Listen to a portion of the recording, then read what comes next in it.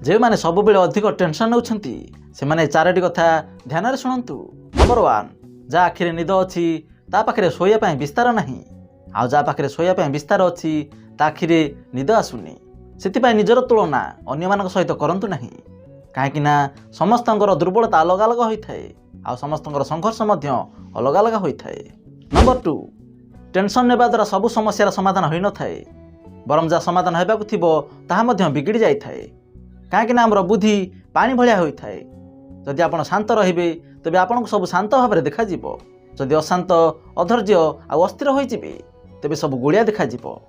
Number 3, किछि कथा समय उपर छाड़ी दियंतु, काहेकि ना सब कथार उत्तर आपनको एबे मिलिबो यह जरूरी नुहे। बेले बेले चुप रहिया मध्य एक बहुत बड़ जवाब होइथाए।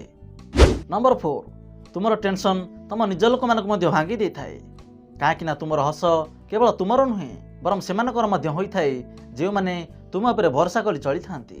मो कथा भल लागिथिले वीडियो को लाइक करे शेयर करिवे आ सब्सक्राइब करनथिले एबे सब्सक्राइब करि नियंतु।